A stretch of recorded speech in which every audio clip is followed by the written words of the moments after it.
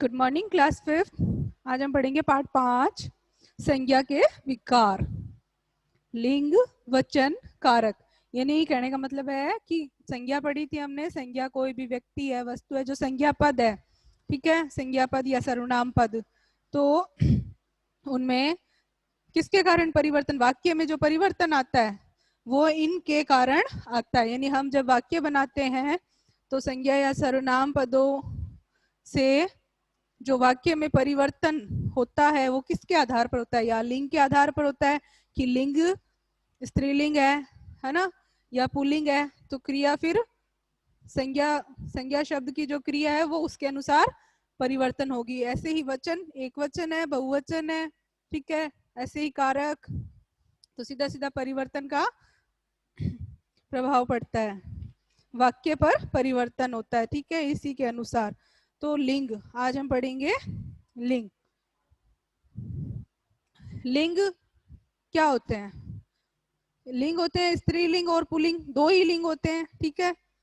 यानी शब्द के जिस रूप से जो संज्ञा और सर्वनाम पढ़े हैं, ठीक है, कोई भी व्यक्ति हो, वस्तु हो, उसका कोई ना कोई लिंग होता है, ठीक है। तो संज्ञा का वह रूप जिसके द्वारा हमें यह ज्ञात हो, यह निश्चित हो कि वह पुरुष जाति का है या स्त्री जाति का, उसे लिंग कहते हैं। तो या पुरुष जाति का होगा या स्त्री जाति का होगा। तो उसके आधार पर हमने लिंग को कितने भागों में बांटा है? दो भागों में बांट दिया है, पुल्लिंग और दूसरा स्त्रीलिंग। पुल्लिंग, पुल्लिंग शब्द क्या कराता है? हमें पुरुष जाति का बोध कराता है, यानी जिससे हमें सिर्फ पुरुष जाति का पता चले वह पुल्लिंग। और जिन संज्ञा शब्दों से हमें उसके स्त्री जाति का होने का पता चले तो वह स्त्रीलिंग। जैसे लड़का, शेर, मोर, क्या है? पुल्लिंग है। वैसे ही लड़की, शेरनी, मोरनी स्त्रीलिंग है। हम लिंग की पहचान कैसे करेंगे?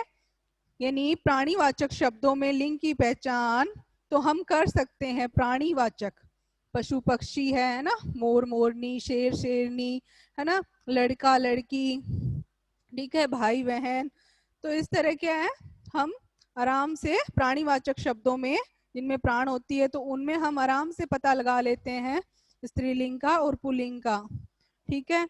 यानी कैसे पता लगाते हैं? क्योंकि जो हमें नर रूप का, मनुष्य रूप का बोध कराए, नर आदमी का बोध कराए, है ना, तो वो होता है पुल्लिंग। और जो हमें मादा रूप का बोध कराए, मादा मतलब स्त्रीलिंग, स्त्री जाति का बोध कराए तो स्त्रीलिंग, ठीक है।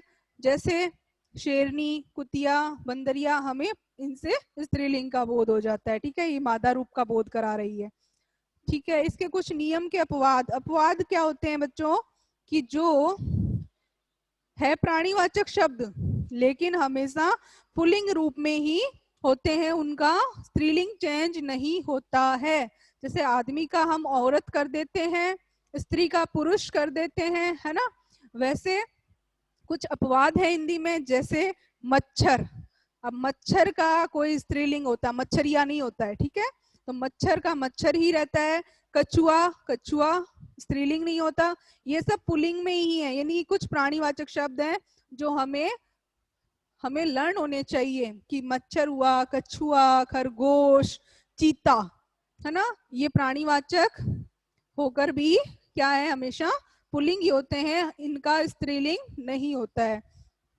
और कुछ प्राणीवाचक होकर सदैव स्त्रीलिंग होते हैं, उनका पुल्लिंग नहीं होता। अपवाद के लिए देखिए, जैसे मक्खी, ठीक है, मछली, मैना, चील, ये क्या है? स्त्रीलिंग है, इनका पुल्लिंग नहीं होता है।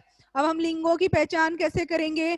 जैसे हमें हमेशा अकारांत और आकारांत, इसका मतलब है कि अध्वनि वाले, और आकारांत मतलब आध्वनि वाले। तो जो स्वर में हम बोलते समय जो ध्वनि निकलती है, क म ल, अ की ध्वनि, आ की ध्वनि बोलते समय, तो वो क्या होते हैं? हमेशा पुल्लिंग होते हैं। लेकिन कुछ अपवाद हैं जो हमें याद करने पड़ेंगे कि कार और साइकिल स्त्री पुल्लिंग नहीं होते, ठीक है। पर्वत तथा समुद्रों के नाम हमेशा पुल्लिंग होते हैं। देशों के नाम, पेड़ों के नाम, महीनों के नाम, ठीक है, और ग्रहों के नाम, जितने भी ग्रह है, दिनों के नाम, अनाजों के नाम, अन्न जितने भी हम खाते हैं, चना, जो, चावल, गेहूं, ये सब क्या होते हैं, पुल्लिंग होते हैं। और कुछ अपवाद हैं, जैसे हमारा ग्रह पृथ्वी ग्रह पुल्लिंग नहीं होता, ठीक है। इमली, इमली का पेड़ जो है वो भी पुल्लिंग नहीं होता। तो अपवाद हमेशा हमें याद करने पड़ेंगे, ठीक है। और हिंदी में इकारांत और ईकारांत यानी छोटी ई और बड़ी ई की ध्वनि से बोले जाने वाले शब्द प्राय लगभग क्या होते हैं, स्त्रीलिंग ही होते हैं, ठीक है। जैसे घड़ी, अग्नि, ये। भाषा, बोली तथा लिपियों के नाम, हम जो भाषा बोलते हैं, हमारे जो लिखने की लिपि होती है हर भाषा की, है ना, और बोली, तो ये सब क्या होती है, स्त्रीलिंग होती है। नदियों, जितनी भी नदियां हैं, झीलें हैं, उनके नाम भी हमेशा स्त्रीलिंग होते हैं। तो हमें पुल्लिंग और स्त्रीलिंग हम इस तरह पहचान कर सकते हैं कि देशों के नाम, पेड़ों के नाम, पर्वतों के नाम सब कौन सी लिंग में आते हैं, यानी, ठीक है। तो ये थे लिंग। जैसे कुछ लिंग, धोबी, धोबिन, हम उदाहरण देखेंगे।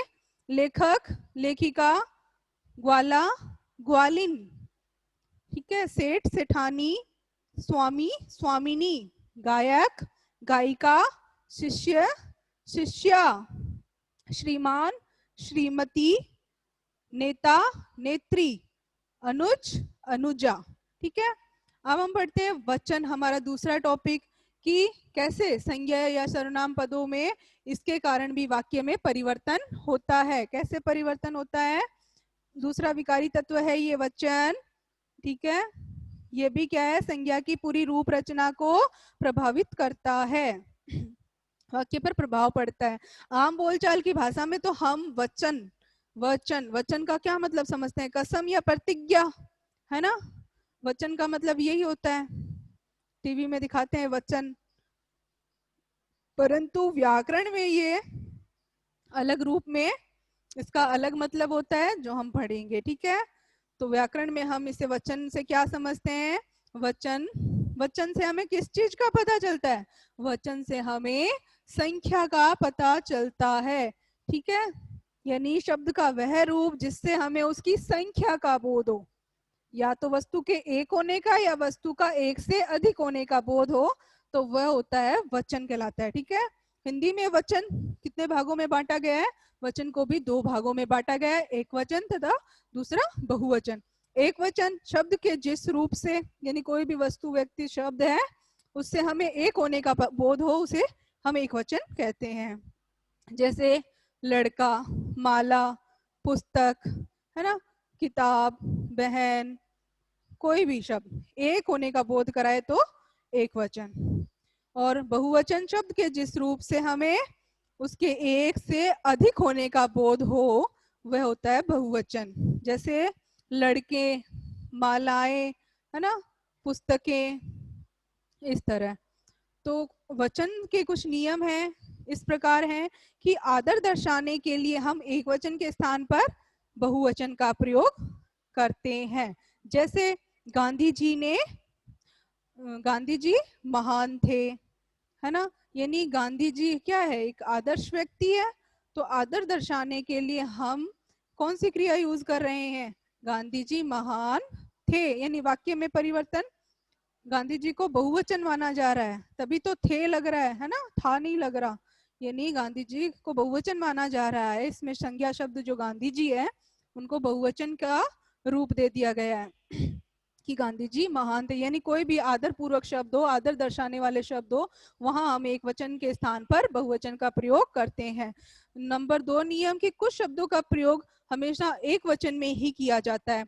कुछ शब्द जैसे, जैसे दूध, पानी, घी, तेल, शहद, मक्खन, यानी इस तरह की चीजें हमेशा कौन से वचन में आएगी, एक वचन में आएगी।